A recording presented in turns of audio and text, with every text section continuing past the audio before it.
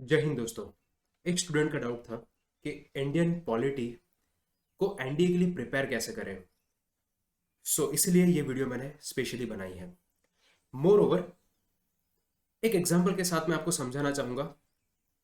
अगर आपको किसी भी दुश्मन पे वार करना है, अटैक करना है, तो आपको दो चीजें पता होनी चाहिए। उसका एरिया क्या है, कि उसका एरिया क्या है, कितना एरिया है वो स्प्रेड है। सेकेंड चीज होती है ये पता करना कि उसकी स्ट्रेंथ एंड वीकनेस क्या है। तो सिमिलरली जब आप किसी भी एग्जाम की तैयारी कर रहे हो, चाहे वो एनडी हो, सीडीएस हो, कोई भी एग्जाम हो, तो उसका area that is syllabus. Syllabus आपको अच्छे से पता होना चाहिए, right. And strength and weakness is analysis of previous year question paper.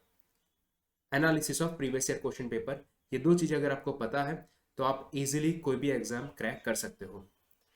More over, अगर मैं बात करूं तो मैंने जो एनालिसिस किया उस हिसाब से आई गॉट कि एनडीए में जो इंडियन पॉलिटी है वहां से 6 to 8 ही क्वेश्चन पूछे जाते हैं।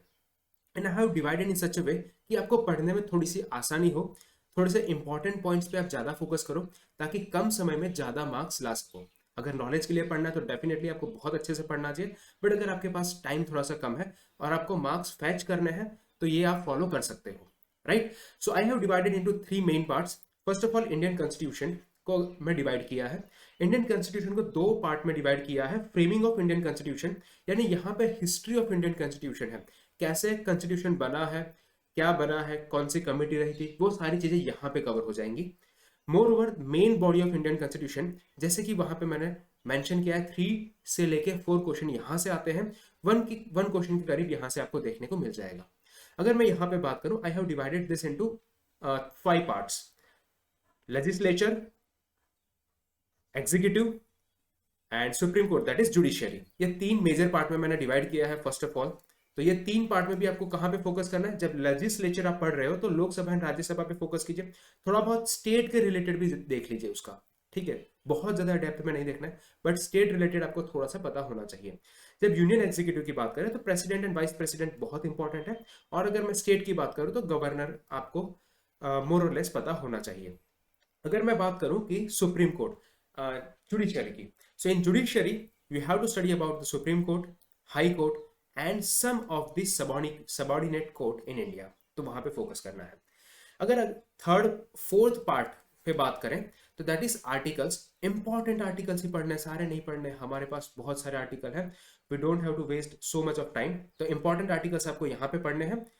आपको फोकस करना है फंडामेंटल राइट्स। मैंने काफी जब प्रीवियस ईयर क्वेश्चन देखे तो fundamental rights and fundamental duties से क्वेश्चन देखे गए हैं, तो आपको ये याद कर लेना है, राइट।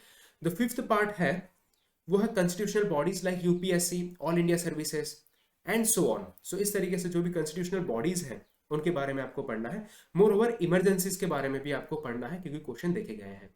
अगर मैं बात करूं यहाँ पे सेकेंड पार्ट जो बात करें, वो है यूनाइटेड नेशन के बारे में आपको देखना है। वहां से क्वेश्चन आ जाते हैं, कहीं ना कहीं वो करंट अफेयर से लिंक करता है। सबमिट्स जो पूछी, जो सबमिट्स हुई है रिसेंटली, वो भी करंट अफेयर से लिंक करता है। एंड अकॉर्ड जो भी साइन हुए हैं रिसेंटली, वो भी करंट अफेयर से लिंक करता है। तो आपको इंडियन पॉलिटी को इस तरीके से लिंक करना है कि ये तीनों चीजें यहाँ पे कवर हो जाए। मोर ओवर, अगर मैं बात करूं तो एक और पार्ट है जहां पे क्वेश्चंस देखे गए हैं 1 से 2 questions, Panchayati Raj, Bhoodan and Panchsheel and recent legal constitutional development. और अगर आप बहुत ध्यान से, अगर आपने अगर सिलेबस देखा होगा तो यहाँ पे इसका जिक्र बहुत अच्छे से किया है, क्लियरली डिफाइन है ये चीज। तो जो भी चीज क्लियरली डिफाइन होती है इन सिलेबस, तो उसके चांसेस कंपेरेटिवली ज्यादा होते हैं। सो आई होप ये वीडियो आपके लिए यूजफुल रहा होगा। Thank you very much. जय हिंद, वंदे मातरम।